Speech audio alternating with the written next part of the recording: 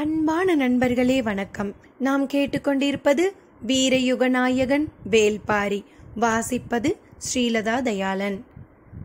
போன பகுதியில் போரில் வேந்தர்களின் இழப்பு அதிகமாக இருந்ததால் மயூர் கிழார் என்ன நடந்தது என்று சொல்லிக் கொண்டிருந்தார். இனி கதைக்குள்.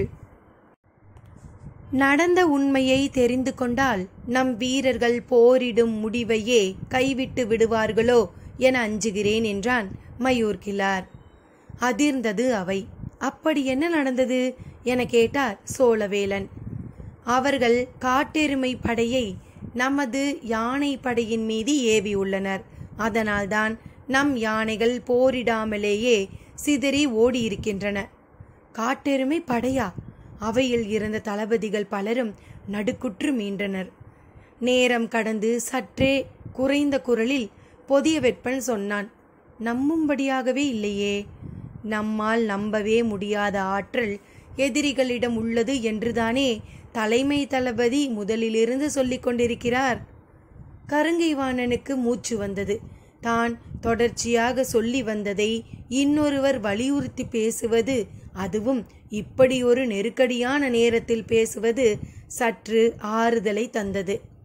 நீங்கள் என்ன சொல்ல வருகிறீர்கள் என கேட்டான் உதயஞ்சேரல். இப்போரை இப்படி நடத்தினால் வெல்ல முடியாது. ஏனென்றால் இப்போர் பாரிக்கு எதிராக நடக்கிறது. பாரிக்கு எதிராகத்தான் நடைபெறுகிறது. அதை யாரும் மறுக்கவில்லையே. மறுக்கவில்லை. ஆனால் உங்களுக்கு அது புரியவில்லை. வேந்தர்களின் முன்னால் மயூர் கிழாரின் பேச்சு மிக துணிச்சலாக இருந்தது. ஏற்பட்டுள்ள பேரிழப்பு இது போன்ற பேச்சுக்கான இடத்தை இயல்பாக உருவாக்கியது.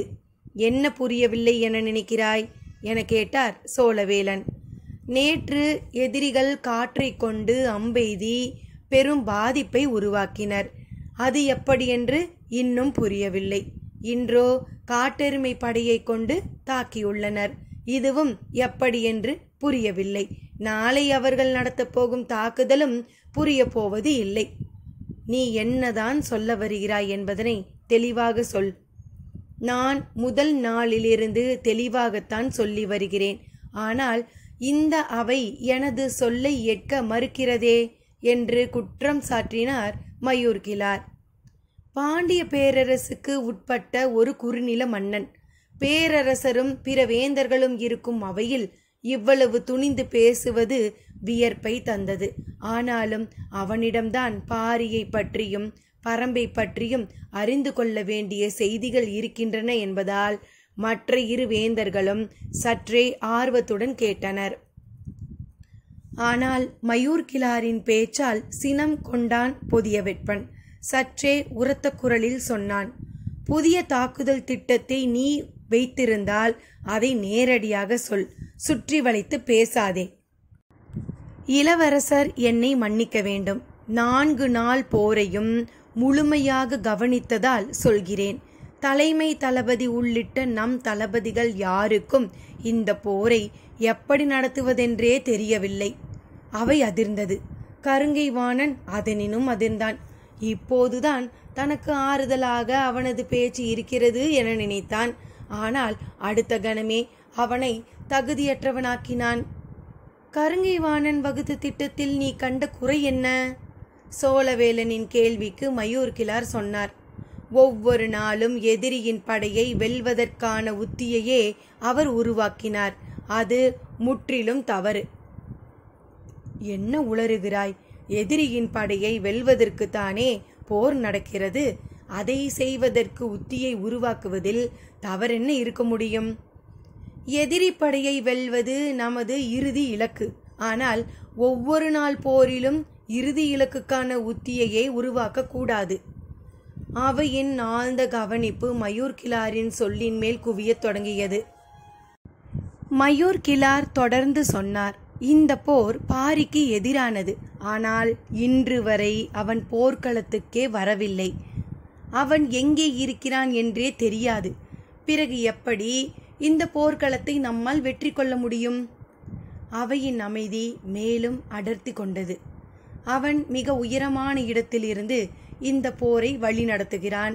நமது படையின் ஒவ்வொரு நகர்வையும் அவனால் தெளிவாக பார்க்க முடிகிறது. அடுத்த நகர்வை அவனால் உணர முடிகிறது. நாம் செய்வதையும் செய்யப்போவதையும் அவன் எளிதில் கணிக்கிறான். நாம் அவனது கால்களுக்கு அடியிலிருந்து சண்டை போட்டுக்கொண்டு இருக்கிறோம். அவனோ நமது தலைக்கு மேலே இருந்து தாக்குதலை வழிநடத்துகிறான். காற்றையும் காட்டெருமையையும் பயன்படுத்தியது போரிட்டு கொண்டிருக்கும் அவர்களின் தளபதிகள் எடுத்த முடிவுகள் அல்ல. இன்னும் சொல்ல போனால் இப்படிப்பட்ட முடிவுகள் எடுக்கப்படக்கூடும் என்பது கூட அவர்களுக்கு தெரிந்திருக்க வாய்ப்பில்லை. பாரி மலையின் மாமனிதன், உருளும் கற்களையும் வீசும் காற்றையும் பயன்படுத்த தெரிந்த பேரறிவாளன். அவனோடு போரிட்டு கொண்டிருக்கும் நம் தளபதிகளோ வாளையும் வேலையும் நம்பி போரிட்டு கொண்டிருக்கிறார்கள். அவை அதிர்ச்சிக்கு மேல் அதிர்ச்சி கண்டு உரைநிலை அடையத் தொடங்கியது. குலசேகர பாண்டியன் எதுவும் சொல்லாமல் மயூர் கிழாரையே கூர்ந்து பார்த்து கொண்டிருந்தான். மற்றவர்களோ ஒருவர் முகத்தை ஒருவர் பார்த்து கொள்ள முடியாத நிலையில் அமைதி கொண்டிருந்தனர். மயூர் கிழாரோ வேகம் குறையாமல் தொடர்ந்தார். 2ஆம் நாள் போரிலேயே தேக்கனை வெட்டி எறியும் வாய்ப்பு கிட்டியது. அதை தலைமை தளபதி தவறவிட்டார். அன்று அது நடந்திருந்தால் போரின் போக்கே மாறியிருக்கும். அதனால்தான் நான் முதலிலேயே சொன்னேன், நமது உத்தி தேக்கனுக்கும் முடியனுக்குமானதாக இருந்திருக்க வேண்டும். ஆனால் அது தளபதிகளுக்கு புரியவே இல்லை. வேட்டூர் பழையனை விரட்டி கொண்டு காட்டுக்குள் போகாதீர்கள் என்று கத்தினேன். அதை பொருட்டாகவே அவர்கள் நினைக்கவில்லை. இப்படித்தான் இந்த போர்க்களத்தில் ஒவ்வொரு நாளும் நடக்கிறது. கருங்கை வாணனையும் மற்ற தளபதிகளையும் நேரடியாக தாக்கி குற்றம் சாட்டின மயூர் கிழாரின் சொற்கள். ஆனால் அவற்றில் எதையும் அவர்களால் மறுக்க முடியாது. நேற்று இதே அவையில் சோழவேலன் பேசியதற்கு சினம் கொண்டு மறுத்துரைத்தான் கருங்கை வாணன். ஆனால் இன்று அதன் தலை கீழ் நிலை நடந்து கொண்டிருக்கிறது.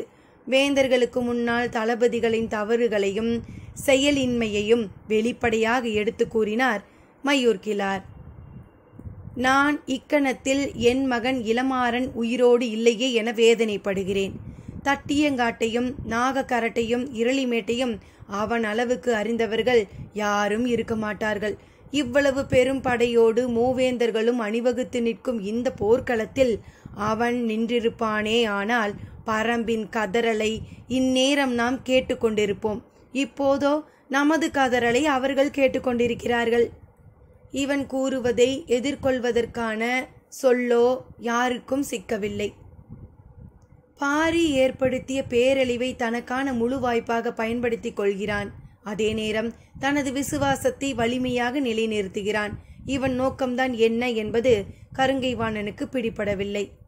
சரி, இப்போது என்ன செய்ய வேண்டும் என நினைக்கிறாய்? கேள்வி சோழவேலனிடமிருந்து வந்தது.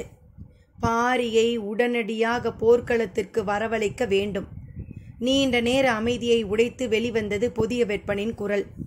நாளைய போர்க்களத்தில் தேக்கனையோ முடியனையோ வெட்டி சாய்க்கும் உறுதியை தலைமை தளபதி அந்த அவைக்கு தர வேண்டும் என்பதனை புதிய வெப்பன் சொல்லிக் கொண்டிருந்தான். உண்மையில் தன்னை சுற்றி என்ன நடக்கிறது என்பதை கருங்கை வாணனால் புரிந்து கொள்ள முடியவில்லை. இளவரசர் சொல்லை இந்த அவையில் ஏற்பதன் மூலம் தன்னை நிலைநிறுத்திக் கொள்வது சரியான ஒன்றாக இருக்குமா என நினைத்து கொண்டிருக்கும் போதே மயூர் கிழாரின் குரல் கேட்டது. இனி அந்த உத்தியின் மூலம் பலன் கிடைக்காது. அதற்குரிய காலம் கடந்துவிட்டது. ஏன் அப்படி சொல்கிறாய்? தேக்கனையோ முடியனையோ ஒரே நாள் போரில் வீழ்த்திவிட முடியாது. வேந்தர் படை முழு ஆற்றலோடு இருக்கும்போது அது நடந்திருக்கலாம். இன்றுள்ள நிலையில் அதை செய்ய முடியும் என நான் நம்பவில்லை. ஒருவேளை கருங்கை வாணன் தேக்கனின் தலையை வெட்டினால் கூட அவன் கரப்பாம்பூச்சியைப் போல அதன் பிறகும் 10 நாள் உயிர் வாழ்வான். பரம்பு மருத்துவர்களால் எதையும் செய்ய முடியும். வேறு என்னதான் செய்ய வேண்டுமென நினைக்கிறாய்? சட்டென மறுமொழி சொல்லிவிடவில்லை. கேள்வி எழுப்பிய உதயஞ்சேரலை மட்டுமல்ல, எல்லோரையும் நோக்கி பார்வையை செலுத்தியபடி சொன்னான். என்னிடம் இருக்கும் ஆலோசனையை நான் சொல்ல ஆயத்தமாய் இருக்கிறேன். அதை நீங்கள் ஏற்பீர்களா என்பதுதான் ஐயம். ஏன் ஐயம் கொள்கிறாய்? துணிந்து சொல். பொருத்தமுடையது என்றால் ஏற்போம். சோழவேலனின் சொல்லில் நின்று கொண்டு மயூர்கிழார் சொன்னார். காலையில் போர் தொடங்கும் போது பரம்பின் திசை நோக்கி நீலனின் தலையை வெட்டி வீச வேண்டும். அடுத்த பொழுதுக்குள் களம் வந்து நிற்பான் வேல்பாரி. பதறியது அவை. துடித்தெழுந்தான் உதயஞ்சேரல். உனது ஆலோசனை பைத்தியக்காரத்தனமானது. எதிரியை வீழ்த்த அவனது வலிமையை குறைக்க வேண்டுமே ஒழிய ஆவேசத்தை பெருக்கக்கூடாது. செங்கன சோழனும் அதே சீற்றத்தை வெளிப்படுத்தினான். பாரியை வரவழைப்பதை விட முக்கியமானது அவனை வெற்றி கொள்வது. அதற்கான தெளிவான திட்டம் இல்லாமல் அதை செய்வது அறிவுடைமை ஆகாது. தூண்டில் முல்லை வீசுவதற்கும் கொலைவாளை வீசுவதற்கும் வேறுபாடு தெரியாதவனை முட்டாள் என்றுதான் சொல்ல வேண்டும் என்றான் சோழவேலன். சற்றும் பின்வாங்கவில்லை மயூர்கிழார். எனக்கு தெரியும் நீங்கள் இதை ஒப்புக்கொள்ள மாட்டீர்கள் என்று. தீரா பகையும் வஞ்சினமும் இருக்கும் ஒருவனால் மட்டுமே இந்த செயலை செய்ய முடியும். எதிரியை வெட்டி வீழ்த்த நினைக்கும் தளபதிகளை வைத்துக்கொண்டு போரிடத்தான் முடியும். போர்க்களத்தில் எல்லோரும் தான் போரிடுவார்கள். அவர்களை வைத்துக்கொண்டு ஒன்றும் செய்ய முடியாது. மரத்தின் கிளையை வெட்டுபவனுக்கும் மரத்தையே பிடுங்கி எறிபவனுக்கும் வேறுபாடு இருக்கிறது. குருதியை குடிக்கும் வெறியிருப்பவனால் மட்டுமே தட்டியங்காட்டை தனதாக்க முடியும். ஏறி மிதித்தாலும் திமிரியலும் மயூர்கிழாரின் உறுதியும் ஆவேசமும் சோழவேலனை உலுக்கின. சட்டென சொன்னான். இனி வரும் நாட்களுக்கு மயூர்கிழாரை ஏன் தலைமை தளபதியாக ஆக்கக்கூடாது? கொந்தளிப்பு ஏறி நிற்கும் இந்த அவையர் யார் எப்படி கை கொள்வார் என யாராலும் கணிக்க முடியவில்லை. சோழவேலனின் சொல் அவையை கூர்முனையில் நிறுத்தியது. அவையின் நடுவில் தலை கவிழ்ந்து இருந்த கருங்கைவாணன் மெல்ல தலை நிமிர்ந்து குலசேகர பாண்டியனை பார்த்தான். பாண்டிய பேரரசர் பதற்றம் ஏதுமின்றி சொன்னார். இன்றைய நாள் நமக்கானதாக இல்லை. எனவே எந்த முடிவையும் இன்று எடுக்க வேண்டாம். வழக்கம் போல் நாளைய போரை கருங்கைவாணன் முன்னெடுக்கட்டும். மற்றவற்றை நாளை இரவு பேசிக்கொள்வோம். அத்தியாயம் 101. நாகக்கரட்டில் இருந்து முன்னிரவுக்குள் யானைகள் முழுமையாக அப்புறப்படுத்தப்பட்டு விட்டன. இரளிமேட்டின் பக்கம் யானைகள் ஏறவே இல்லை. ஏனெனில் அந்த பக்கம் இருந்துதான் காட்டெருமைகள் இறங்கி வந்தன. விரட்டப்பட்ட யானைகள் காரமலையின் வலது புறமும் இடது புறமுமாக சிதறி ஓடின. பள்ளத்தாக்கின் இறுதி பகுதியில் நின்றிருந்த யானைகளில் ஒரு பகுதி மட்டும் மீண்டும் வேந்தர் படையின் பாசறைக்கு திரும்பியுள்ளது. ஆனால் தளபதி உச்சங்காரி என்ன ஆனான் என தெரியவில்லை. நாகக்கரடெங்கும் பரம்பு வீரர்களின் உணர்ச்சி பேரொளி இடைவிடாது கேட்டது. போர் முடிவுற்றவுடன் அங்கு இருக்கும் குடிலில் வந்து ஆயுதங்களை வைத்துவிட்டு உணவு அருந்திய பிறகு இரளிமேட்டில் இருக்கும் பாட்டாப்பிரைக்கு போவார் தேக்கன். ஆனால் இன்று குடிலுக்கு வந்தவர் ஆயுதங்களை வைத்துவிட்டு சற்றே தலை சாய்த்து படுத்தார். வீரன் ஒருவன் களையத்தில் கொண்டு வந்த கஞ்சியையும் குடிக்கவில்லை. சிறிது பொழுதாகட்டும், இங்கு வைத்துவிட்டு போ என்று சொல்லிவிட்டார். இருள் கவிய தொடங்கி நெடுநேரமான பிறகு தேக்கனை தேடி முடியன் வந்தான். பரம்பு ஆசானுக்கென்று அமைக்கப்பட்டிருந்த தனி கூடாரத்தில் அவர் படுத்திருந்தார். முடியன் வந்த பிறகுதான் எழுந்து அமர்ந்தார். முடியனின் பார்வை களையத்தை நோக்கி போன போதுதான் கஞ்சியை எடுத்து குடிக்க தொடங்கினார். தேக்கனின் உடல்நிலை என்ன பாடுபடுகிறது என்பதனை முடியனால் உணர முடிந்தது. ஆனாலும் அவர் போர்க்களத்தில் நிற்பது எவ்வளவு முக்கியம் என்பதனை இன்றைய நாள் உணர்த்தியது. தேக்கன் சொன்ன வழிமுறைப்படி உத்தியை வகுத்திராவிட்டால் பரம்புக்கு ஏற்பட்டிருக்கும் இழப்பு அளவிடற்கரியதாக இருந்திருக்கும். ஆனால் அது நிகழாமல் தடுக்கப்பட்டது. அப்படி இருந்தும் பரம்பு வீரர்கள் அதிக இழப்பை கண்ட நாள் இதுதான். நண்பகல் பொழுதில் வேந்தர் படை மிகுந்த ஆவேசத்தோடு தாக்கி முன்னேறிய போது பரம்பு படை தற்காப்பு போரை நடத்த வேண்டிய நிலை இருந்தது. அந்நிலையில் பரம்பு படைக்கு இதுவரை இல்லாத அளவுக்கு பாதிப்பு ஏற்பட்டுள்ளது. அது பற்றி ஆசானிடம் பேச இரளிமேட்டில் இருக்கும் பாட்டாப்பிரை நோக்கி சென்றான் முடியன். ஆனால் தேக்கன் ஓய்வெடுப்பதற்காக இன்று தனது குடிலிலேயே இருக்கிறார் என்ற செய்தியை அறிந்ததும் பாட்டாப்பிரைக்கு செல்லாமல் பாதியிலேயே திரும்பி இங்கு வந்து சேர்ந்தான். இதுவரை நடந்த 4 நாள் போரிலும் வேந்தர் படையின் எண்ணிக்கையை சரி பாதிக்கு மேல் குறைத்துள்ளோம். ஆனால் நமது படையின் எண்ணிக்கையும் குறைந்துள்ளது. இதே நிலையில் இந்த போரை நீட்டிக்க முடியாது. வேறு திட்டங்களுக்கு நாம் சென்றாக வேண்டும் என்றான். எனது சிந்தனையும் அதை நோக்கித்தான் இருக்கிறது என்றார் தேக்கன். அப்போது ராவதன் உள்ளே நுழைந்தான். இருவரையும் தேடி பாட்டாப்பிரைக்கு போனேன். அங்கு இல்லை என்பது அறிந்து இங்கு வந்து சேர்ந்தேன். முதலில் அவன் வந்துள்ள செய்தியை கேட்டறிந்த பிறகு நாம் பேசிக்கொள்ளலாம் என்று இருவரும் பார்வையிலேயே முடிவு செய்தனர். பரம்பு படை பெருவெற்றியை ஈட்டிய நாளில் அதற்குரிய முழு மகிழ்வோடு இருந்தது ராவதனின் முகம். தான் வந்துள்ளதன் காரணத்தை அவன் சொன்னான்.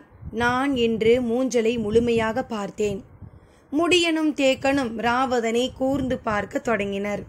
நேற்றைய போரில் முடியனும் ராவதனும் மூஞ்சலை நெருங்கினர். அப்போதுதான் முரசின் ஓசை கேட்டு போர் முடிவுற்றது. ஆனால் இன்றைக்கு வேந்தர்களின் படை மொத்தமும் கீழிறங்கி பரம்பு படையை சூழ்ந்து முற்றுகை தாக்குதலை நடத்தியது. மிக சிறிய படைதான் மூஞ்சலை காத்து நின்றது. தேக்கனின் திட்டப்படி ராவதனின் குதிரை படை முற்றுகையை உடைத்து கொண்டு வெளியேறி மூஞ்சலை அடைந்தது. அங்கு எண்ணிக்கையில் குறைந்த கவச வீரர்களும் அகப்படை வீரர்களும் காத்து நின்றனர். சின்னஞ்சிறு படை காத்து நின்றதால் மூஞ்சலை முழு வட்டமடித்து தாக்கும் முயற்சிகளில் ஈடுபட்டான். ஆனால் ராவதனின் குதிரை படையும் சிறியதாக இருந்ததால் அவனால் உள் நுழைய முடியவில்லை. ஆனால் மூஞ்சலின் தன்மை முழுமையையும் அவன் கவனித்து அறிய முடிந்தது. முடியனிடமும் தேக்கனிடமும் விளக்கினான். நேற்று மூஞ்சலை சுற்றி பல்லாயிரம் வீரர்களை கொண்ட பெரும் படை இருந்தது. நாம் அதன் அருகில் சென்றாலும் அதன் தன்மையை முழுமையாக பார்க்க முடியவில்லை. ஆனால் இன்று அப்படியல்ல. மிக குறைந்த வீரர்களே இருந்தனர். அவர்கள் மூஞ்சலை அமைத்துள்ள விதத்தையும் அதை பாதுகாக்க செய்யப்பட்டுள்ள ஏற்பாட்டையும் முழுமையாக என்னால் பார்க்க முடிந்தது என்றான். மருந்து தேய்க்கப்பட்டு காய்ந்த வாழை மட்டை ஒன்றை அருகில் இருந்த விளக்கின் சுடரில் தேக்கன் வைத்தான். நெருப்பு சட்டென பற்றியது. போதுமான அளவுக்கு அதை எரியவிட்டு விலா எலும்போடு எரிமட்டையை அமுக்கி தேய்த்தார். கன நேரத்தில் கருகி திரிந்தது. தேய்ந்த விரல்களின் வழியே புகை வெளியேறியபடியே இருக்க சதையின் மேல் போதுமான சூட்டோடு மருந்து அப்பி உள்ளிறங்கியது. தேக்கனின் இந்த செயலை பார்த்தபடியே ராவதன் தொடர்ந்தான். மூஞ்சலை உடைக்க நமக்கு புதிய திட்டம் வேண்டும். என்ன செய்யலாம்? சிறிதும் இடைவெளியின்றி ராவதன் சொன்னான். அரிமான்களை உள்ளிருக்க வேண்டும். அதிர்ந்தான் முடியன். சற்றே சிரித்தான் தேக்கன். இளவயது என்பதால் சட்டென கேட்டுவிட்டாய். ஆனால் அதற்கு வாய்ப்பேதும் இல்லை. வேறு என்ன செய்யலாம் என்று சொல். இடர் மிகுந்த நேரத்தில்தானே அவர்களை களமிறக்கலாம் என்று சொல்கிறேன் என்று ராவதன் தொடர்ந்தபோது முடியன் சொன்னான். தேக்கனின் சொல்லை பணிந்து கேள். இப்போது தேக்கன் முடியனை பார்த்தான். தேக்கன் பயன்படுத்திய ஈட்டி ஓரத்தில் சாய்த்து வைக்கப்பட்டு இருந்தது. கண்களை விலக்கி தாழ்த்தி கொள்வதன் மூலம் எவ்வளவு உணர்வுகளை கடத்திவிட முடிகிறது? முடியனின் சொல்லை ஏற்றுக்கொண்ட ராவதன் அடுத்து கேட்டான். சரி, திரையர்களையாவது உள்ளிருக்கலாமா? ஏன் நம்மால் முடியாது என்று முடிவுக்கே வந்துவிட்டாயா என கேட்டான் முடியன். மூஞ்சலை தகர்த்தெளிவதும் அழித்தொழிப்பதும் நம்மால் முடியும்.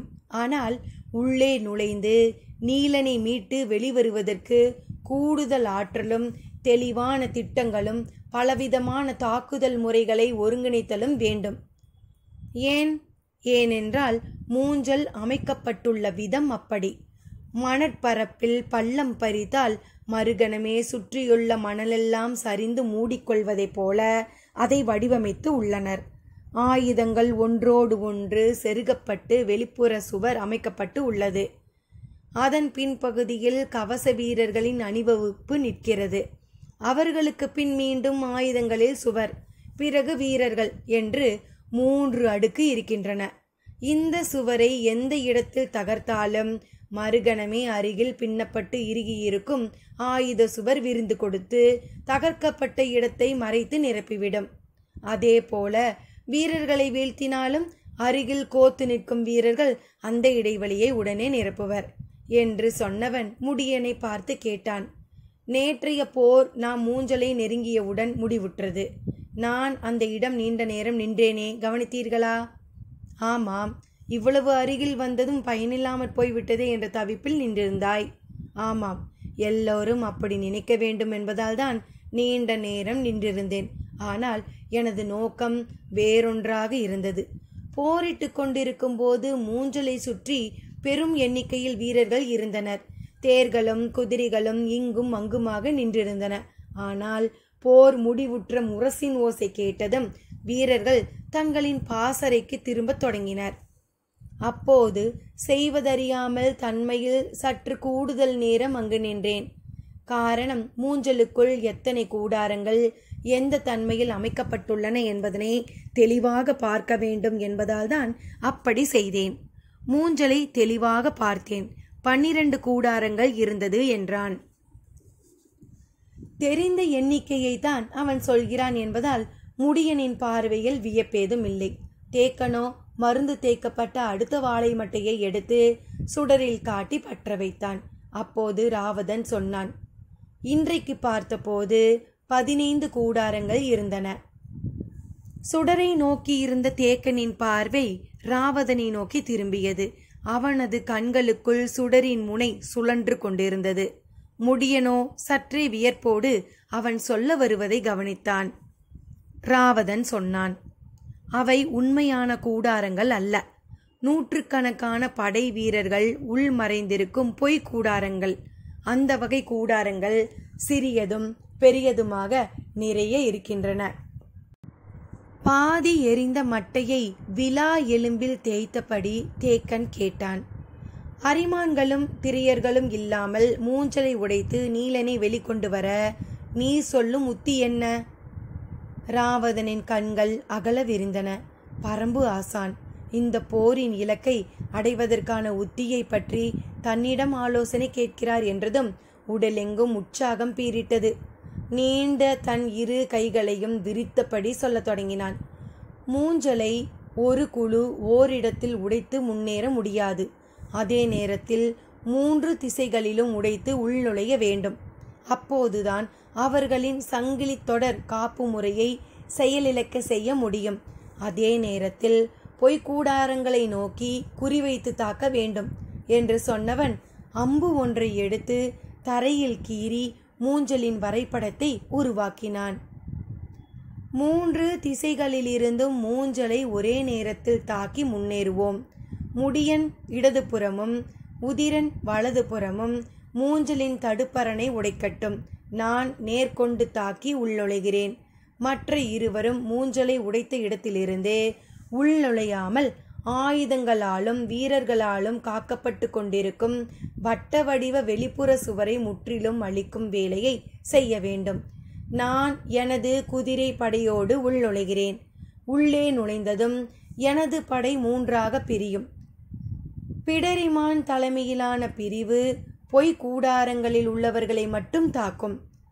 கரணி தலைமையிலான பிரிவு உள்ளுக்குள் காத்து நிற்கும் அகப்படை வீரர்களை மட்டும் தாக்கும். எனது தலைமையிலான பிரிவு நீலனின் கூடாரத்தை நோக்கி முன்னேறி அவனை மீட்கும்.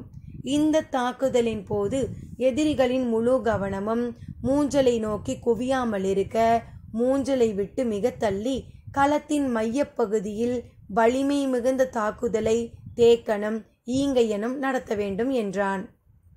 ஓரளவுக்கு சரியான திட்டம்தான். இதில் இருக்கும் பிழை என்ன?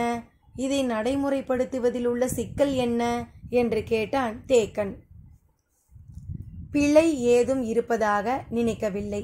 சிக்கல் என்பது பிடரிமானும் கரிணியும் இந்த திட்டத்தை முழுமையாக புரிந்து கொள்ள வேண்டும். கூடாரத்தை சுற்றி காத்து நிற்கும் கவச வீரர்களை தாக்கவும் பொய் கூடாரங்களில் குவிந்திருக்கும் வீரர்களை தாக்கவும் இருவேறு தாக்குதல் உத்திகளை பின்பற்ற வேண்டும். அதற்கான தெளிவான பயிற்சி வேண்டும் என்றான் ராவதன். முடியன் சொன்னான், உதிரன் விற்படை மூஞ்சலை விட்டு மிக தள்ளி நின்றால்தான் எதிரிகளின் பெரும் படை மூஞ்சலை விட்டு விலகி நிற்கும். அவர்களின் கவனமும் இரு கூறாக பிரிந்திருக்கும். எனவே உதிரனை வெளியில்தான் வைத்திருக்க வேண்டும் என்றான். சரி, அப்படியென்றால் ஈங்கையனின் தலைமையிலான படையை மூஞ்சலில் வலதுபுற தாக்குதலுக்கு பயன்படுத்தலாமா என கேட்டான் ராவதன். போரில் யாரை எங்கு பயன்படுத்த வேண்டும் என்பதுதான் மிக முக்கியம் என்று சொல்லியபடி அடுத்து வாளை மட்டையை எடுத்தான் தேக்கன். முடியனோ தேக்கன் சொல்ல போவதை கேட்காமல் தரையில் வரையப்பட்ட வரைபடத்தையே பார்த்து கொண்டிருந்தான். ராவதனோ தேக்கன் ஏன் இப்படி சொல்கிறான் என்ற வியப்போடு அவனை பார்த்தான். தேக்கன் சொன்னான், இத்தனை நாள் போரிலும் ஈங்கையன் சொல்லிக் கொள்ளும்படியான எந்த தாக்குதலையும் நடத்தி முன்னேறவே இல்லை. படைக்கு தலைமையேற்று முன்னேறுவதற்குரிய பயிற்சியும் ஆற்றலும் அவனுக்கு இல்லை என நினைக்கிறேன். சற்றே வியப்போடு ராவதன் கேட்டான், சோழப்படையை வீறு கொண்டு தாக்கி அழித்தவன் என்று அவனையும் அவனுடைய உள்ள வீரர்களையும் பற்றி நீலனும் உதிரனும் சொன்னார்களே. இருக்கலாம், அது தாக்குதல் போர் என்பதால் அவர்கள் பெரும் வீரத்தை வெளிப்படுத்தி எதிரியை ஓட செய்திருக்கலாம். ஆனால் படை பிரிவினூடாக முன்னேறும் போர் என்பது அவர்களுக்கு வசப்படவில்லை என்று நினைக்கிறேன் என்றான் தேக்கன். வரைபடத்திலிருந்து கண்களை அகற்றாமலேயே முடியன் சொன்னான், தேக்கனும் ஈங்கையனும் பின்களத்தில் நிற்கட்டும். உதிரன் தட்டியங்காட்டின் இடதுபுறமிருந்து எதிரியை நோக்கி முன்னேறட்டும். நாளைய போரில் தேர்ப்படை தளபதி கூழையனுக்கு பதில் பிண்டன் களமிறங்க இருக்கிறான். நீ சொன்ன திட்டப்படியே அவனும் நானும் நீயும் மூஞ்சலுக்குள் நுழைவோம் என்றான். ராவதனின் முகத்தில் சுடரின் ஒளி பரவி நின்றது. பிண்டன் அவனது வயதொத்த இளம் வீரன். பாரி தனிப்பயணம் மேற்கொள்ளும் போது தேக்கனால் மறை பாதுகாப்பாக அனுப்பப்படுபவர்களில் ஒருவன். அவனும் நானும் தந்தையோடு இணைந்து போரிட்டால் மூஞ்சலை உடைத்து நீலனை மீட்கலாம். இந்த முறை எடுத்த வாளை மட்டையை சுடரில் பற்ற வைக்கவில்லை. களையத்தில் இருந்த மூலிகை சாற்றில் நினைத்து இதுவரை சுட்டு தீந்த பகுதியின் மீது ஒட்ட வைத்தான். நாளை நாம் தாக்குதல் போரை நடத்த வேண்டாம். உதிரனின் விற்படையும் குதிரை படையும் இன்றைய போரில் பேராற்றலை வெளிப்படுத்தி இருக்கின்றன. அவர்களுக்கு சற்று இளைப்பாறுதல் தேவை. அப்போதுதான் நாளை மறுநாள் மூஞ்சலின் மீதான தாக்குதலை முழு வலிமையோடு நடத்த முடியும் என்றான். சரியென ஏற்றுக்கொண்ட ராவதன், ஆமாம், பிடரிமான் கரணி ஆகிய இருவர் தலைமையிலான படைக்கும் தனித்த பயிற்சிகள் தேவை. இன்று மிகவும் களைத்து போய் இருப்பார்கள். நாளை இரவு அந்த பயிற்சியை முழுமையாக எடுத்துக்கொண்டு நாளை மறுநாள் தாக்குதலை தொடுக்கலாம் என்றான் ராவதன். ஈரமட்டையை விலா எலும்பின் மேல் போர்த்தியபடி மீண்டும் கட்டிலில் சாய்ந்தான் தேக்கன். ராவதன் வெளியேறிய பிறகு முடியனும் தேக்கனும் பேசிக்கொள்ள தேவை ஏதும் இல்லை. ராவதனின் பேச்சினூடே பேச வேண்டிய எல்லாம் பேசப்பட்டு விட்டன. பொழுது விடிந்தது. தட்டியங்காடெங்கும் சிதறி கிடக்கும் பிணங்களின் மீது கதிரவனின் ஒளி படர்ந்தது. இரவெல்லாம் முயன்றும் கொல்லப்பட்டு கிடக்கும் தன் வீரர்களின் உடலை வேந்தர் படையால் முழுமையாக அகற்ற முடியவில்லை. நேற்று மாலையிலிருந்து குதிரைகளும் மாடுகளும் பூட்டிய வண்டிகளும் பிணங்களை எடுத்து சென்றபடியே இருந்தன. ஆனாலும் முடிந்த பாடில்லை. முற்றுகை போர் என்பதால் பரம்பு படையினர் அணிவகுக்கும் பகுதிக்கு பின்புறமும் எண்ணற்ற வேந்தர் படை வீரர்கள் நின்று போரிட்டனர். ஏறக்குறைய அந்த படை பிரிவினர் முழுக்க அழிக்கப்பட்டனர். எனவே பரம்பு பக்கம் எண்ணிலடங்காத வேந்தர் படை வீரர்களின் உடல்கள் கிடந்தன. போர்க்கள பணியாளர்கள் இரவெல்லாம் பந்தங்களின் வெளிச்சத்தில் எண்ணிலடங்கா உடல்களை அப்புறப்படுத்தினர். ஆனால் பொழுது விடிந்த பிறகுதான் தெரிந்தது, இன்னும் நெடுந்தொலைவுக்கு வீரர்களின் உடல்கள் கிடக்கின்றன என்பது. அதுவும் எதிரி படையினர் நிற்கும் பகுதியில் தன் வீரர்களின் உடல்கள் கிடப்பது அவமானமாக கருதப்படும். போர் தொடங்கிவிட்டால் அந்த உடல்கள் எதிரிகளின் கால்களிலோ அவர்களுடைய குதிரைகளின் கால்களிலோ தேர் சக்கரங்களிலோ நசுங்கி சிதைவது கொடிதிலும் கொடிது. எனவே அவற்றை அப்புறப்படுத்த பணியாளர்கள் விரைந்து செயல்பட்டனர். மாடுகள் பூட்டிய வண்டிகளிலும் குதிரை பூட்டிய வண்டிகளிலும் அப்புறப்படுத்தியவர்கள் இனி அவ்வாறு செய்து முடிக்க பொழுதில்லை என அறிந்து கொண்டு மாளிகையின் தரையில் இருக்கும் பெரு விரிப்பு போல மரப்பலகையை கொண்டு வந்து ஒன்றோடு ஒன்று இணைத்து பூட்டி பெருஞ்சட்டத்தை உருவாக்கினர். இறந்து கிடக்கும் வீரர்களின் உடல்களை இழுத்து வந்து சட்டகத்தின் மீது போட்டனர். 5 வண்டிகளில் கொண்டு செல்லும் பிணங்களை ஒரே சட்டகத்தின் மேலே கிடத்தி இழுத்துச் செல்லலாம். ஆனாலும் வேலைகளை வேகப்படுத்துவது எளிதன்று. ஈட்டி பாய்ந்து கிடந்த வீரனின் உடலிலிருந்து ஈட்டியை பிடுங்கி எறிந்த பிறகே அந்த உடலை தூக்கி மரசட்டத்தின் மீது போட முடியும். இல்லையெனில் அடுத்த உடலை தூக்கி போட அது தடையாக இருக்கும். ஒவ்வொரு உடலில் இருந்தும் ஈட்டியை இழுத்து பிடுங்க வேண்டி இருந்தது. எல்லா உடல்களிலும் எண்ணற்ற அம்புகள் தேய்த்து கிடந்ததால் அவற்றை அப்புறப்படுத்துவது எளிய செயலாக இல்லை. அம்பு முனையின் 2 காது பகுதிகளும் மிக கூர்மையானவை. தசைகளையும் நரம்புகளையும் இழுத்து கொண்டுதான் வெளியில் வரும். மருத்துவனால் கூட அதை எளிதில் வெளியே எடுக்க முடியாது. ஆனால் போர் பணியாளர்களோ கைகளுக்கு சிக்கியவற்றையெல்லாம் பிடுங்கி எறிந்து உடல்களை தூக்கி மர சட்டங்களில் போட்டனர். வேலை வேக வேகமாக நடந்தது. 2 கால் உயரத்துக்கு உடல்களை குவித்தனர். மரசட்டங்களை இழுத்துச் செல்ல யானைகள் வந்தன. உடலின் 2 பக்கங்களிலும் கட்டப்பட்ட பெருவடங்களால் மரச்சட்டங்களை யானைகள் இழுக்கத் தொடங்கின. குன்றென குவிக்கப்பட்ட பிணக்குவியல்கள் தட்டியங்காட்டை விட்டு மெல்ல நகர்ந்தன. தனது முதுகு பகுதியில் எண்ணிலடங்காத மனித உடல்களை சுமந்தபடி நத்தை போல ஊர்ந்தது மரசட்டகம். இழுப்படும் மரசட்டகங்களிலிருந்து வழுவிய பிணங்களை மீண்டும் இழுத்து போட்டு நகர்ந்தனர். போர் பணியாளர்கள்தான் தாக்குதலின் தன்மையை கணிப்பவர்கள்.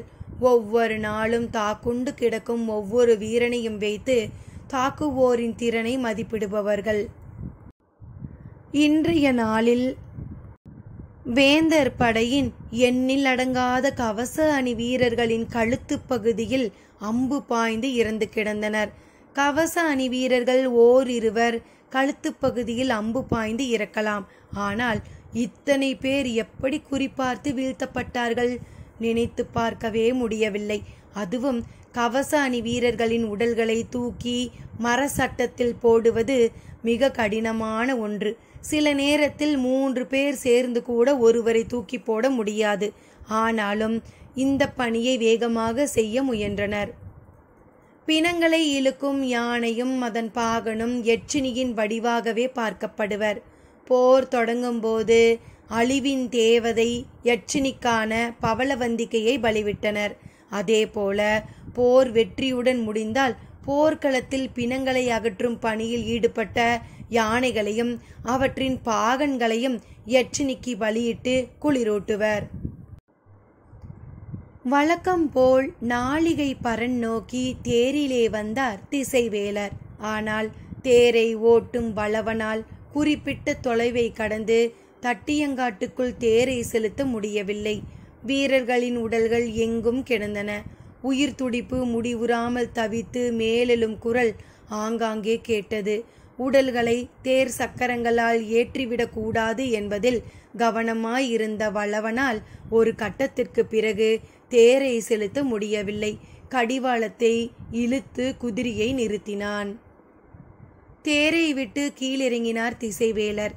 மரணத்தின் ஆட்சி நடக்கிற நிலத்தை கண்கொண்டு பார்க்கவும் கால் கொண்டு கடக்கவும் முடியாமல் அப்படியே நின்றார். என்ன செய்வதென்று தெரியவில்லை. நீண்டு விழும் அவரது நிழல் பொழுதாவதை உணர்த்தியது. வேறு வழியே இன்றி பரன் நோக்கி நடக்கத் தொடங்கினார். மூஞ்சல் எங்கும் போர் தொடங்கப் போகும் நேரத்திற்குரிய பரபரப்புடன் இருந்தது. உதயஞ்சேரல் மட்டும் போருக்கான கவச உடை அணிந்து தனது கூடாரத்தை விட்டு வெளியேறினான். மற்ற 2 பேரரசர்களும் இன்னும் கூடாரம் விட்டு வெளிவரவில்லை. மெய்காப்பாளர்களும் அகப்படையினரும் தீவிரமாக செயல்பட்டு கொண்டு இருந்தனர். குலசேகர பாண்டியன் கூடாரத்தை விட்டு வெளியேறும் நேரம் நெருங்கிக் கொண்டிருந்தது. அப்போது பொதிய வெப்பன் அவரை காண வந்தான். நேற்று இரவு நடந்த உரையாடல் அவனுக்கு பெரும் குழப்பத்தையும் கோபத்தையும் உருவாக்கி இருந்தது. மயூர் கிழாருக்கு எங்கிருந்து வந்தது இவ்வளவு துணிச்சல்? மூவேந்தர்களின் தலைமை தளபதியை பாண்டிய பேரரசர் இருக்கும் அவையில் அவரின் முன் தாக்குதலுக்கு தகுதியற்ற தளபதி என்று எப்படி அவனால் சொல்ல முடிந்தது? கொந்தளிக்கும் கேள்விகளை குலசேகர பாண்டியனிடம் முன்வைத்தான் பொதியவெட்பன். இதை கூட புரிந்து கொள்ள முடியவில்லையா என்றதோர் ஏளனமான பார்வையோடு குலசேகர பாண்டியன் சொன்னான். நேற்று நமது படை பேரழிவை கண்டது. முற்றுகை தகர்க்கப்பட்டு முற்றுகையிட்டவர்கள் பெருந்தாக்குதலை காண்பது போர்க்களத்தில் தோல்விக்கு இணையான ஒன்று. எந்த ஒரு மன்னனும் அதன் பிறகு போரிடும் முடிவை தொடர விரும்ப மாட்டான். சேரனும் சோழனுக்கும் நம்மீதான நம்பிக்கை முற்றிலும் சிதையும்படியான நாள் நேற்று. அந்நிலையில் வழக்கம் போல் இரவில் மூவரின் சந்திப்பு அமைந்தால் பேச்சும் முடிவும் நமக்கு எதிரானதாகத்தான் இருக்கும். அதை மாற்ற வேண்டும் என சிந்தித்தேன். மயூர் கிழாரை அழைத்து அவையில் மூவேந்தர்களின் அனைத்து தளபதிகளின் மீதும் கடும் குற்றச்சாட்டை முன்வைத்து பேசு என்றேன். பொதியவெட்பன் வழக்கம் போல் திகைப்புற்றான். குலசேகர பாண்டியன் தொடர்ந்தார். ஆனால் மயூர் கிழார் இந்த வாய்ப்பை தனதானதாக்க முழுமையாக மாற்றிக்கொண்டான். நானே எதிர்பார்க்காத அளவு இருந்தது அவனது சீற்றம். பொதியவெட்பனுக்கு என்ன சொல்வதென்றே தெரியவில்லை. ஆனாலும் தலைமை தளபதியை அவன் அவ்வாறு சொல்லி இருக்கக்கூடாது என்று பேச்சை தொடர்ந்த போது குலசேகர பாண்டியன் குறுக்கிட்டு சொன்னார். அதுவல்ல இப்போது முக்கியம். மகிழ்வூட்டும் செய்தி ஒன்று அதிகாலை என்னை வந்தடைந்தது என்றார். பொதியவெட்பன் வேந்தரின் முகத்தை உற்று பார்த்தபடி அவர் அடுத்து உதிக்கப் போகும் சொல்லுக்காக காத்திருந்தான். குலசேகர பாண்டியன் சொன்னான். இன்று மாலை பொட்சுவை பாரியை காண இரளிமேட்டுக்கு செல்கிறாள். நம் வீரர்கள் அவள் அறியாதபடி உடன் செல்ல உள்ளனர். நாம் எதிர்பார்த்த நாள் இது. திசைவேலரின் கை உயர்ந்ததும் தட்டியங்காட்டின் 5ஆம் நாள் போருக்கான முரசின் ஓசை ஒலிக்கத் தொடங்கியது. ஆனால் தட்டியங்காடெங்கும் பிணங்களை அகற்றும் பணி முழுமையாக முடியவில்லை. பெருமர சட்டங்களை யானைகள் இழுத்தபடியே இருந்தன. பரம்பு வீரர்கள் அணிவகுத்து நிற்பதற்கு முன்பும் பின்பும் இன்னும் உடல்கள் கிடந்தன. உடல்களையே முழுமையாக அகற்றாமல் நாம் முன்னேறி செல்ல வேண்டாம் என்று கூறினான் முடியன். வேந்தர்களின் படையோ வெகு தொலைவில் அணிவகுத்தபடி அப்படியே இருந்தது. பரம்பு படை முன் நகராததால் அவர்களும் முன் நகரவில்லை. யட்சினி யானைகள் பிளிரலுடன் மரசட்டங்களை இழுத்து கொண்டிருந்தன. கருங்கை வாணன் எந்த முடிவையும் எடுக்கவில்லை. பேரரசரின் உத்தரவுக்கேற்ப செயல்படுவோம் என காத்திருந்தான். பேரரசரோ கூடாரம் விட்டு காலம் தாழ்த்தித்தான் வெளிவந்தார். கருங்கை வாணன் அவரின் பார்வையில் நின்றிருந்தான். அவனது முகம் இருண்டிருந்தது. அதை பார்த்தபடி தனது இறுக்கத்தை தளர்த்தாமலேயே பேரரசர் சொன்னார். தற்காத்து நில். எதிரிகள் முன்னேறி வந்தால் மட்டுமே தாக்கு. முடியனும் அதே முடிவில்தான் இருந்தான். விற்படை வீரர்களுக்கு இன்று அதிக வேலை கொடுக்கக்கூடாது. அதே போல குதிரை படையையும் இன்று கடினமான தாக்குதலுக்கு உட்படுத்தக்கூடாது. எனவே காலாட்படை வீரர்களையும் தேர்ப்படை வீரர்களையும் முன்புறமாக அணிவகுக்க செய்திருந்தான். தேர்ப்படை தளபதியாக விண்டனுக்கு இன்றுதான் பொறுப்பு வழங்கப்பட்டுள்ளது. அவன் ஏறி சென்று தாக்கும் துடிப்போடு இருந்தான். எனவே அவனிடம் தெளிவான கட்டளைகளை பிறப்பித்தான் முடியன். தட்டியங்காடெங்கும் பேரமைதி நிலவியது. மரணத்தின் ஆட்சி கண்டு மனிதன் நிலை குலைந்து நின்றான் என்று திசைவேலருக்கு தோன்றியது. போர் தொடங்குவதற்கான முரசின் ஓசையை கேட்ட பிறகும் இரு பக்க படைகளும் பாய்ந்து முன் நகரவில்லை. மரணத்தின் பேயுருவுக்கு முன்பு அசைவற்று நிற்கும் காட்சி தெளிவாக தெரிந்தது. யட்சினி யானைகள் மட்டும் அங்கொன்றும் இங்கொன்றுமாக பெரும் சட்டங்களை இழுத்து கொண்டு இருந்தது. பொழுதாகி கொண்டிருந்தது. போர்க்களத்தின் ஓர் எல்லையிலிருந்து மறு எல்லை வரை கண்களை ஓடவிட்டு துல்லியமாக பார்த்தார் திசைவேலர். வேறு எங்கிருந்தாவது தாக்கி முன் வருவதற்கான திட்டம் ஏதும் இருக்கிறதா என கவனித்தார். அதற்கான அறிகுறிகள் எதுவும் தெரியவில்லை. காலாட்படையின் சில அணிகள் முன்னகரத் தொடங்கின. பிற்பகலுக்கு பிறகு அங்கும் இங்குமாக சிறு சிறு மோதல்களை தேர்ப்படையினர் நடத்தினர். ஆனாலும் இரு தரப்பும் மொத்த படையையும் முன்னகர்த்தவில்லை. இரு படை தலைமை தளபதிகளும் தெரிந்தே ஒரு விளையாட்டை விளையாடுகின்றனர். ஆனால் இறுதி நாளிகையில் பெருந்தாக்குதல் ஒன்று நடக்கும் என கணித்தார் திசைவேலர். அந்த தாக்குதலின் போது நாம் கவனமாக பார்த்தறிய வேண்டும். கடைசி நாளிகையை பயன்படுத்தி சதியை நிகழ்த்தலாம் என எண்ணினார். எந்த சூழலிலும் களத்தின் நடுவில் இருக்கும் இந்த பரணில் நிற்கக்கூடாது. படைகளின் போக்கிற்கேற்ப வேந்தர் தரப்பில் இருக்கும் பரன்களின் மீதோ அல்லது பரம்பின் தரப்பில் இருக்கும் பரன்களின் மீதோ ஏறி நின்று உற்று கவனிக்க வேண்டும் என நினைத்தார். ஆனால் பிற்பகலிலும் போக்கு காட்டும் போரைதான் இரு தரப்பும் நடத்தின. அங்கொன்றும் இங்கொன்றுமாக ஈட்டிகள் குறுக்கிட்டு பாய்ந்தன. அம்புகள் விடுக்கும் ஓசை மிக மெல்லியதாக காற்றில் ஏறி வந்தது. இரண்டொரு தேர்கள் அவ்வப்போது விரைந்து கடந்தன. சட்டென நினைவு வந்தவராக திசைவேலர் நாளிகை வட்டிலே குனிந்து பார்த்தார். அவரால் நம்பவே முடியாத ஒரு நாளாக இன்றைய நாள் முடிய இருந்தது. நீண்ட நிழல் 3ஆம் கோட்டை தொட்டது. அவர் கையை உயர்த்தினார். முரசின் ஓசை எங்கும் மேலெழுந்தது. 5ஆம் நாள் போர் முடிவுற்றது. இரு தரப்பு படைகளும் தங்களின் பாசறைக்கு திரும்பின. கதிரவன் காரமலையின் பின்புறம் இறங்கத் தொடங்கினான். ஒளியின் கைகள் மறையத் தொடங்கின. சேரன் செங்கன சோழனின் கூடாரத்திற்குள் வந்தான். குலசேகர பாண்டியனின் கூடாரம் நோக்கி பொதிய வெப்பன் விரைந்தான். அனைவரும் எதிர்பார்த்திருந்த இரவு வரத் தொடங்கியது. அத்தியாயம் 102. பொழுது இருளத் தொடங்கியது. மேட்டுக்கரையிலிருந்து ஒரு பல்லக்கு புறப்பட்டது. வழிகாட்டியாக முன்னே சென்றான் காராளி. அவன் மனம் அளவு கடந்த பதற்றத்தில் இருந்தது. இன்றோ நாளையோ பொற்சுவையை அழைத்து கொண்டு வருவதாக கபிலரிடம் சொல்லி வந்தான். வேந்தர்களின் யானை படை வீரர்கள் காட்டுக்குள் இருந்து முற்றிலும் அகண்டு வரவில்லை. அங்கொருவர் இங்கொருவராக தட்டுப்பட்டு வருகின்றனர். பரம்பு படையினர் கண்ணில் பட்டால் கொன்று விடுவார்களோ என்ற அச்சத்தில் பதுங்கி திரிகிறார்கள். இன்று ஒரு பொழுது கடந்துவிட்டால் பதுங்கி இருக்கும் ஒரு சிலரும் வெளியேறி விடுவார்கள். எனவே நாளை இரவு இரளிமேட்டுக்கு போகலாம் என்று எவ்வளவோ சொல்லியும் பொற்சுவை கேட்கவில்லை. இன்றே போக வேண்டும் என்று சொல்லிவிட்டார். எனவே மிகுந்த பதற்றத்தோடு முன்னே சென்று கொண்டிருந்தான் காராளி. அவன் இருக்கும் இடத்திலிருந்து இரளிமேட்டுக்கு செல்ல குறுக்காக நடந்தால் 2 பொழுதுகளில் போய்விடலாம். ஆனால் புதர்கள் நிறைந்த அந்த பாதையில் பல்லக்கை தூக்கி செல்வது கடினம். எனவே சுற்றி செல்லும் ஒற்றையடி பாதை ஒன்றின் வழியே அழைத்துச் சென்றான்.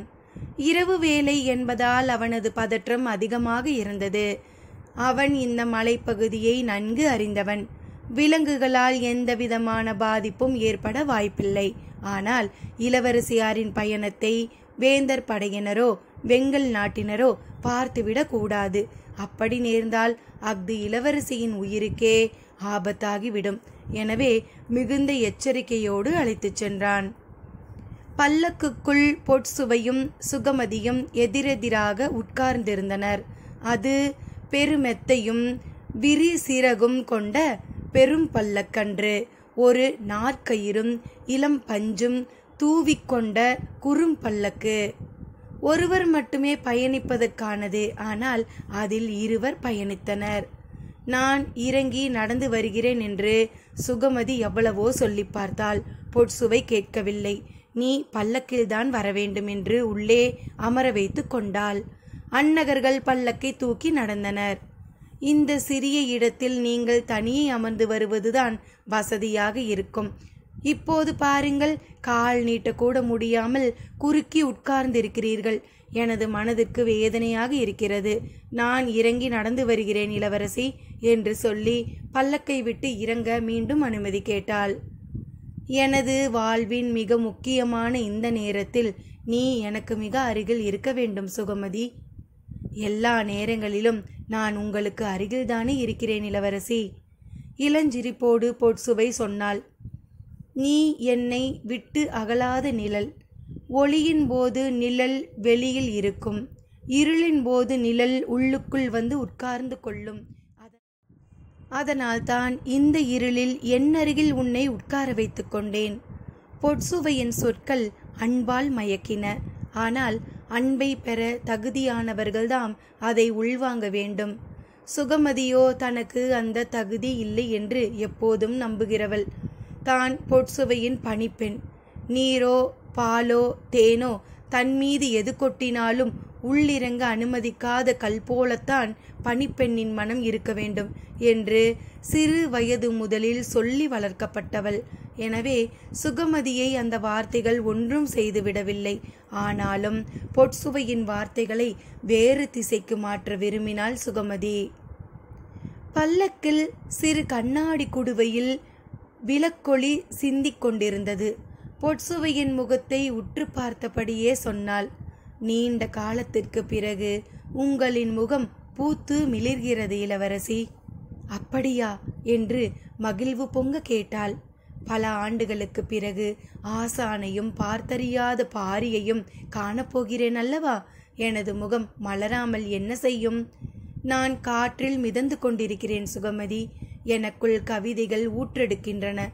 சக்கரவாக பறவை வந்திறங்கும் நாளன்று நாம் எப்படி மகிழ்ந்திருப்போமோ அதைவிட பல மடங்கு மகிழ்வில் மனம் கூத்தாடுகிறது. எனது மனமும் மகிழ்வில்தான் இருக்கிறது இளவரசி. அதே நேரம் உள்ளுக்குள் இருக்கும் அச்சம் நேரம் கூட கூட பெருகுகிறது. ஏன்? இந்த பயணத்தின் ரகசியம் வெளியில் தெரிந்துவிட்டால் இந்த பயணத்தின் நோக்கம் நிறைவேறுகிறதா என்பதுதான் முக்கியம். மற்றதெல்லாம் பொருட்டல்ல. நீங்கள் ஒரு முடிவெடுத்து விட்டால் அந்த முடிவை மட்டும்தான் பொருட்படுத்துவீர்கள். ஆனால் நீங்கள் எடுக்கும் எந்த முடிவையும் விட நீங்கள்தான் எனக்கு முக்கியம். சிரித்தாள் பொற்சுவை. போர்க்களம் விட்டு அகன்று நாகக்கரட்டுக்கு வந்த பிறகு கூடாரங்களில் ஆயுதங்களை வைத்துவிட்டு வீரர்கள் உணவருந்தினர். இன்றைய போர் சிறு பாதிப்பு கூட யாருக்கும் ஏற்படாத வகையில் முடிவுக்கு வந்தது.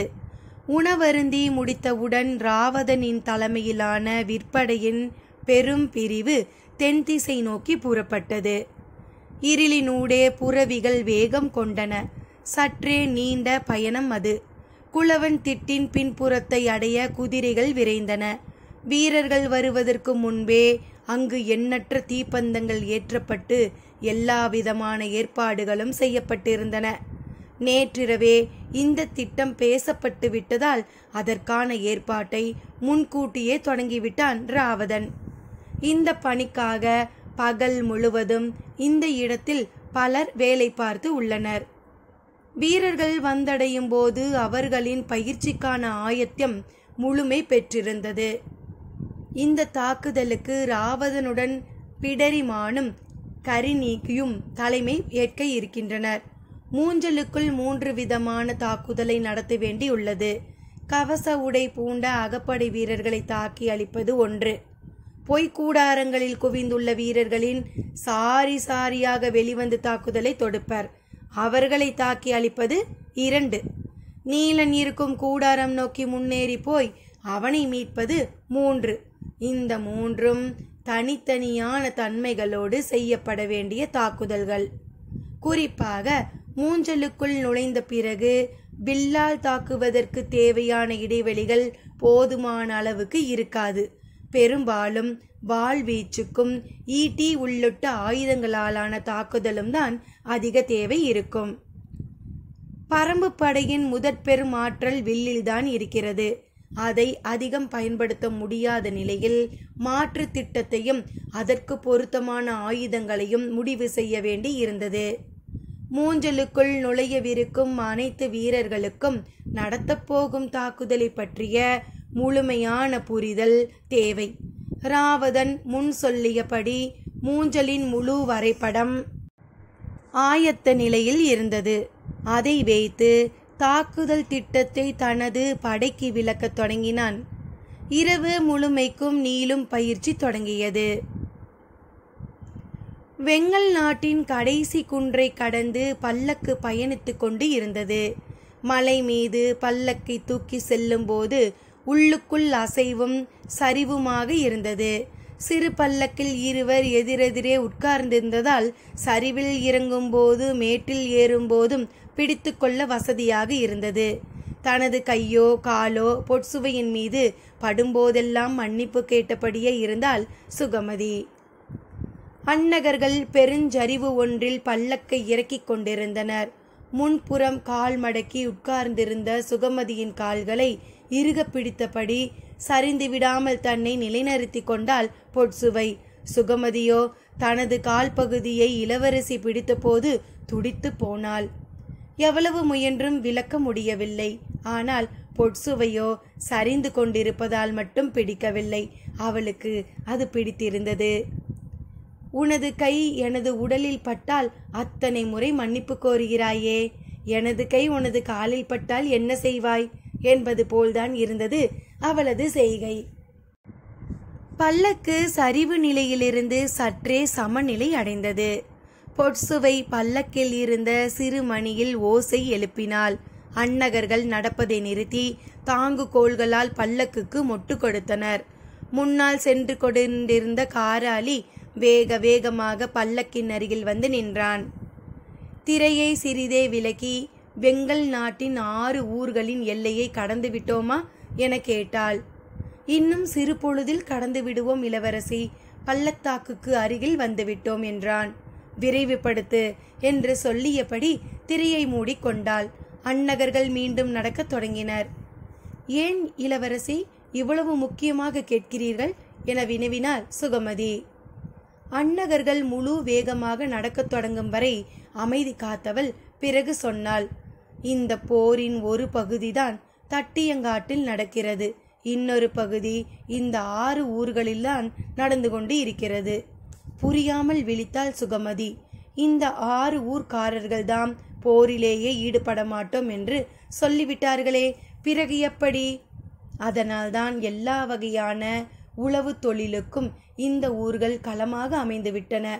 மூவேந்தர்களும் தனித்தனியாக இந்த ஊரார்களை கொண்டு பரம்பை உளவு பார்க்கிறார்கள். சற்றே அதிர்ச்சியோடு சுகமதி கேட்டாள்.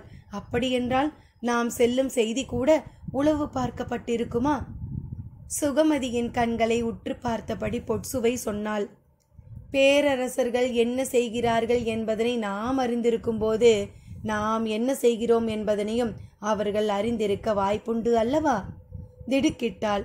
பேரரசர்கள் என்ன செய்ய போகிறார்கள் என்பதனை நீங்கள் அறிந்துள்ளீர்களா இளவரசி? ஆம், அந்த செய்தியை அறிந்ததால்தான் இன்றே செல்ல வேண்டும் என முடிவு செய்தேன். போரை நிறுத்துவதற்கான பேச்சுக்குதானே பாரியை பார்க்க போவதாக கூறினீர்கள். அது கடந்த வார சூழல். இனி இந்த போரை யாராலும் நிறுத்த முடியாது. அந்நிலை கடந்துவிட்டது. அப்படியென்றால் யாருடைய வெற்றிக்காவது உதவ போகிறீர்களா? வெற்றி தோல்வியை போர்க்களம்தான் தீர்மானிக்கும். அதில் நாம் ஏன் உதவ வேண்டும்? பிறகு இந்த பயணத்தின் நோக்கம்தான் என்ன? பாரியை சதியால் வீழ்த்த திட்டமிட்டு உள்ளனர். இன்றிரவு அந்த சதி நிகழப்போகிறது. அதை தடுக்கவே நான் போகிறேன். மிரண்டது சுகமதியின் முகம். நீங்கள் சொல்வது உண்மையா இளவரசி? நம் பேரரசா இந்த செயலை செய்ய போகிறார்? நம் பேரரசர் அல்ல, சோழ பேரரசர் இந்த செயலை செய்ய போகிறார். சற்றே நிம்மதியானால் சுகமதி. தமது பேரரசுக்கு எதிரான செயலில் தாம் ஈடுபடவில்லை என்பது அவளின் பெருமூச்சுக்கு காரணமாக இருக்கலாம். ஆனால் அதை பொற்சுவை கவனிக்காதது போல இருந்து கொண்டாள். கொலை சதியை நிறுத்தப் போகும்போது கூட உங்களின் முகம் பதற்றம் ஏதுமின்றி இருக்கிறதே. செய்யப்போகும் செயலின் முக்கியத்துவம், சிறு ஐயம் கூட எனது நடவடிக்கையின் மீது ஏற்பட்டுவிடக் கூடாது என்பதில் உள்ள தெளிவு. உண்மையில் எனது வாழ்நாளில் இவ்வளவு பதற்றத்தை நான் இதற்கு முன்னர் அடைந்ததே இல்லை. ஆனால் அதை வெளிக்காட்டிவிடக் கூடாது என்பதில் முழு கவனத்தோடு இருக்கிறேன். எனது முகம் முழுமையாக பூத்திருக்கிறது என்பதனை நீயே நம்பிய பிறகு வேறு யார் ஐயம் கொள்ள முடியும்? இந்த பயணத்தின் தன்மை இப்போதுதான் சுகமதிக்கு முழுமையாக புரிய தொடங்கியது. நான் மறுபடியும் கேட்கிறேன், இதனால் உங்களுக்கு ஆபத்து ஏதும் வந்துவிடாதே. அது நம் பேரரசர் எவ்வளவு ஒற்றறிகிறார் என்பதனை பொறுத்தது. இளவரசியாரின் செயலை அவ்வளவு துல்லியமாக ஒற்றறிகின்றனரா? ஆம், காராளியின் எல்லா நடவடிக்கைகளும் அவர்களால் கண்காணிக்கப்படுகின்றன. நடுங்கி போனாள் சுகமதி. என்ன சொல்கிறீர்கள் இளவரசி? அவனை நம்பித்தானே இந்த பயணத்தையே மேற்கொள்கிறோம். அப்படியென்றால் இது உறுதியாக ஆபத்தில் போய்தான் முடியும். காராளியிடம் பொய் இல்லை. அவன் உண்மையான கலைஞன். ஆனால் அவனுடைய எல்லா நடவடிக்கைகளும் ஒற்றறியப்படுகின்றன. அவன் நமக்கு சொல்வதைப் போல அவனை பற்றி வேறு யாரோ சொல்லிக் கொண்டிருக்கின்றனர். போர் நிறுத்தத்துக்காக பேசப்போவதாக இருந்தால் இந்த பயணத்தை நான் மேற்கொண்டிருக்க மாட்டேன். ஆனால் இது பாரியின் உயிர் பறிக்கும் சதி தொடர்பானது. இதை கேள்வியுற்ற பிறகு எப்படி நான் போகாமல் இருக்க முடியும்? கேள்விப்பட்டது உண்மை என எப்படி நம்பினீர்கள்? எல்லாவற்றையும் உண்மையில்லை என நம்பு. அப்போதுதான் உண்மை எதுவோ அது மட்டும் தனித்து துலங்கும். உங்களை போன்ற இளவரசியாருக்கு தான் அது முடியும். எங்களை போன்றோர் எல்லாவற்றையும் நம்பவே பயிற்றுவிக்கப்பட்டவர்கள். பிறகு ஏன் கேள்வி எழுகிறது சுகமதி? அமைதி சூழ்ந்தது. குளவன் திட்டிலிருந்து வந்த பாரியும் காலம்பனும் குடிலில் உணவருந்தி கொண்டு இருந்தனர். மற்றவர்கள் பாட்டாப்பிரையில் அமர்ந்திருந்தனர். தேக்கன் நேற்றை போல் இன்றைக்கும் வரவில்லை. தனது குடிலிலேயே தங்கிவிட்டான். மாரிக்கையனும் நாகக்கரட்டின் மீதே இருந்துவிட்டார். உதிரனும் ஈங்கையனும் விண்டனும் எதிர்ப்புறம் நின்று பேசிக்கொண்டிருக்க அவர்களை பார்த்தபடி அமர்ந்திருந்தார் கபிலர். அவரது மனம் மிகுந்த கலக்கத்தில் இருந்தது. தேக்கனிடமோ முடியனிடமோ கலந்து கொள்ளாமலேயே பொற்சுவையை அழைத்து வர சொல்லிவிட்டோமே என்ற தவிப்பு அடங்கவில்லை. அந்நேரம் பாரியை பார்த்துவிட்டு முடியன் பாட்டாப்பிரை நோக்கி வந்து கொண்டிருந்தான். அவன் இங்கு வருவதற்குள் எதிர் சென்று பேசிவிடலாம் என அவனை நோக்கி நடந்தார். தீ பந்த வெளிச்சம் சிறிது தொலைவுக்குதான் இருந்தது. ஆனாலும் வேகமாக நடந்து முன் சென்றார். மேலே இருந்து இறங்கிக் கொண்டிருந்த முடியனை பார்த்ததும் தேக்கனின் உடல் நலம் பற்றி கேட்டறிந்தார். சொற்களின் வழியே தனது கவலை வெளிப்பட்டு விடாதவாறு சொல்ல முனைந்தான் முடியன். அதே முயற்சியோடுதான் தொடர்ந்து வந்த கபிலரின் சொற்களும் இருந்தன. நேற்று தன்னை தேடி வந்த காராளி சொல்லிய செய்தியை பகிர்ந்து கொண்டார். தேக்கனையோ உன்னையோ கலந்து கொண்டுதான் அவனுக்கு மறுசொல் சொல்ல வேண்டும் என்று நெடுநேரம் காத்திருந்தேன். ஆனால் இருவரும் வந்து சேரவில்லை. வேறு வழியில்லாமல் அழைத்து வர சொல்லிவிட்டேன் என்றார். அதிர்ச்சிக்குள்ளானான் முடியன். ஏன் அப்படி சொன்னீர்கள்? போர் சூழல் எவ்வளவு மோசமாகிக் கொண்டிருக்கிறது என்பதனை பார்த்து கொண்டுதானே இருக்கிறீர்கள். இந்நிலையில் அவர்கள் இங்கு வருவது எந்த வகையிலும் பொருத்தமல்ல என்று கூறினான். எனக்கும் புரிந்தது. அதனால்தான் அதை தவிர்க்க முயன்றேன். ஆனால் முடியவில்லை. நீங்கள் இருவரும் வந்து சேராததால் என்னால் வேறு முடிவெடுக்க முடியவில்லை என்றார். இவர்கள் பேசிக்கொண்டிருக்கையில் வீரன் ஒருவன் முடியனை கண்டு பேச பாட்டாப்பிரையிலிருந்து மேலேறி வந்தான். பொற்சுவை வந்த நோக்கம், பேரரசரின் சூழ்ச்சி, அடுத்த நாள் நீலனை மீட்கும் போர் ஆகியவற்றை தெரிந்து கொள்வோம் சிறிது இடைவெளியில். நன்றி நண்பர்களே.